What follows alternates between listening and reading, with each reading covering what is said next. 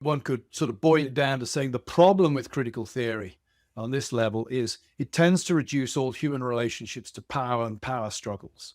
So everything becomes manipulative.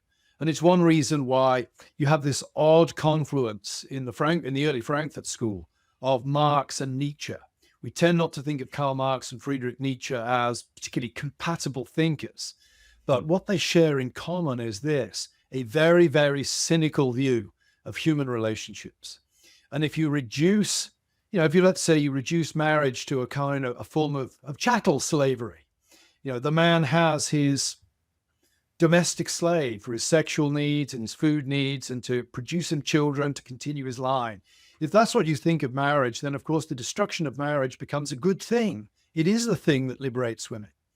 But if you understand human relationships as far more complex than that, yes, there are manipulative dimensions too, but there are also elements of responsibility that, there is such a thing as nature, and nature carries with it natural obligations. Then I think you end up with a situation where you can counter this stuff. Because, actually, it's not patronizing for the woman bringing up children to have a man to protect her. It's not that the man is doing that to lord it over the woman. It's actually his obligation to do that, and he better do it, or he may be held to account for it. So I think that what you're pointing to there is really a very cynical view of human nature. And I wrote a little article a couple of weeks ago on hospitality. I read a review in the London Review of Books of Jacques Derrida's concept of hospitality. And Derrida had a very cynical view of hospitality. We like to think that hospitality is us being kind to other people. Well, no. When you invite guests into your house, you're subtly reminding them that you own the house, that they're only there on your sufferance, that you stand above them because you are giving them benevolence, because you can. They cannot give you benevolence. They can only receive. Well, I want to suggest that, there may be something of that when we give hospitality. And maybe there is a little bit of a feeling of, haven't I done well? I was hospitable to those people. But I also think there's something beautifully human about that. I gave hospitality to people. I acknowledged the common humanity in somebody else. I acknowledged that I'm not an island, that I, with my wealth, exist with some kind of obligation towards others, the stranger in the midst. So I want to say that critical theory, it has far too for all of the sophisticated jargon, it has far too simplistic a view of what it means to be a human being, which is that everything kind of comes down to manipulative ploys of one kind or another. And I want to say, no, that's not what human beings are. And we all know that that is not what human beings are. I still remember with great joy the hospitality extended to me when I was a lonely student arriving in the city of Aberdeen, knowing nobody, and somebody offered me lunch after church on a Sunday. It meant a lot to me. Did it make them feel good about themselves? Well, maybe. But I also think they did it because they were kind and they recognized something of a common humanity that we shared and the obligations that that brings. So I find critical theory lacks a certain, it has a very ugly view of what it means to be human lying at the heart of it that I find experientially implausible. When you brought up Nietzsche there, it took me back to a period in my life where I read him for the first time and found him utterly captivating. I mean, his style of writing is like some kind of rush. It's like a hurricane. It sweeps you up. And I mean, it really is quite something. And I remember consuming all of his books, and I was probably taken with it for a moment. But then as I continued on my philosophical journey, my faith journey, and then I realized all of the points you just made, which is this idea of the cynical view of human nature, but also the idea that a world could function well if everyone could just realize their desires and reach their ultimate extent of strength. I realized that whilst he was criticizing a civilization, that what he was suggesting in its place was not going to create a civilization. And you made loads of salient points in the book, which you utilized Freud, who is a big influence on critical theory, where Freud admits, and this is the man who spoke about us mainly being driven by sexual desire, that was his anthropological worldview. Freud admitted that civilization is ultimately built upon a renunciation of instinct.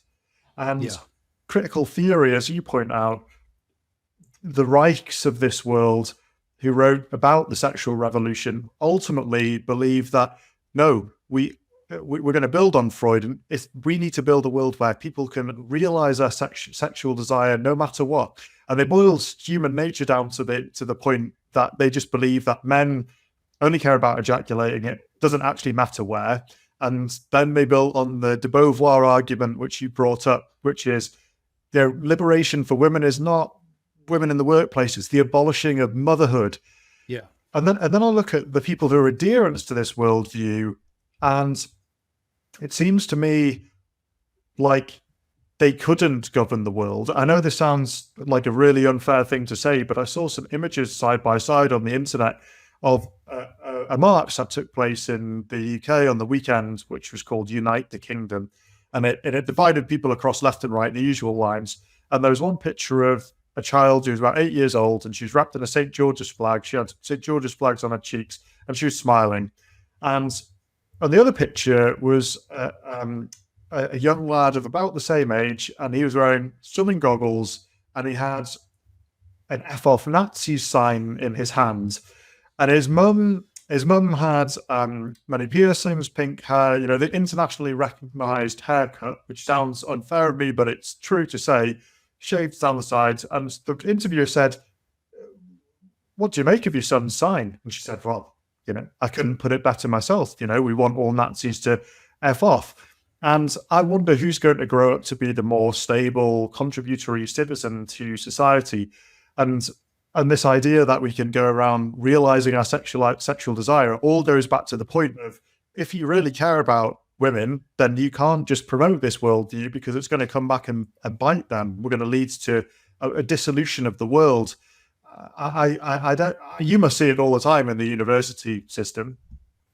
But not so much at Grove City College. We're a pretty conservative college, and our students are somewhat self-selecting on that front. But certainly reading the headlines in the United States, yes, the anger on both wings, I think, of the political spectrum at the moment is palpable, and comes down to a similar thing. It's both sides seem to me to have a very, very cynical view of the other side. Both sides seem to functionally, in many ways, deny the common humanity that's shared between the two. And particularly, I think the competition for the souls of children, particularly invidious. The idea that we should be, that we're abolishing the so-called pre-political all over the place. And I think that's a bad move to society, but perhaps nowhere is it more tragic than abolishing it in childhood. Childhood was a pre-political era for most of us of my generation. Now it's become key to political indoctrination. And I think, again, reflects a reductive view of humanity, where human beings are reduced to political struggle. And therefore, at any age, we should be engaging in political struggle, even when, as with those two children that you cited there, far too young to grasp the concepts involved. Absolutely. The parent-child relationship you touch on, and it struck me that in this hyper-liberal approach to parenting, where you're more of a mate and you set yourself up not to be a steward and to provide guardrails to keep them safe within reason, but allow them enough space to explore and to find out about how the world works, is there seems to be this approach to helping them find their authentic selves and have no guardrails at all. But then unless of course you're an ideologue and pushing the world on them, if you think I'm not and I'm being entirely neutral here, you are actually just leaving them at the mercy of the culture of the day, and that it leads to inauthenticity anyway.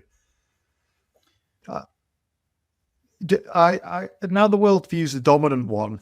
I want to pick up on the notion that the critical theorists put forward, which is you can't really stumble across transcendent truths, and that the dominant political worldview of the day, or the way people think, is heavily influenced by the historical process. And I think to a degree that's true. I mean, everything that goes on around the world, it's likely to affect the way we see it.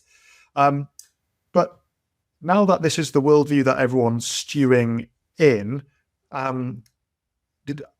how do we envisage the future going if it continues this way? Do we expect to see, for example, people being ethical governors for the common humanity of all, which I suppose, at least in words, the liberal democratic norms have typically pointed to, which is let's try and govern without fear or favor?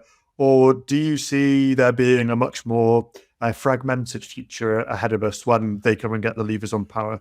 It's hard to tell, but I think what we are witnessing in many ways at the moment, in the West at least, is this odd coincidence of radically libertarian understanding of what it means to be a human being. Hey, you can be whatever you want to be, born in the body of a man. You could be a woman if you so choose to do so, with the emergence of more authoritarian or totalitarian kind of exertions of power. Now, the two things are not, they're not merely two sides of the same coin, I don't think, because the rise of the new totalitarianism depends upon technology, the abolition of the private space, this kind of thing, the ability to be able to police people in ways that could never have been policed before. But I think there is an affinity between the two at this level. You cannot have a society where everybody does what is right in their own eyes. Somebody has to referee the game. And who's going to referee the game? It's going to be those who have access to the kind of things that allow for the policing of private lives. Those who have their hands on the levers of power relative to technology and things like this. So I think a form of totalitarianism kind of seems to me to be an inevitable concomitant of the sort of radical libertarianism we have, and indeed is emerging as we speak. I noticed last week the Labour Party in the UK proposing that overweight people should have fitness monitors, and I actually have a fitness monitor on, but I voluntarily have. But then there's the question of, well, where does this information go, and who does what with it? And okay, on the one hand, it might be very liberating to have somebody being able to tailor make a medical package for me to help me get better. But it's a fine line between somebody helping me get better and somebody deciding the kind of person I should be. And using the power they have to coerce that. So I think there's a whole lot going on in society at the moment that's pointing us in what I would describe as very worrying directions. It's good to be in my 50s. I won't be around for too many decades longer to see where all this is going.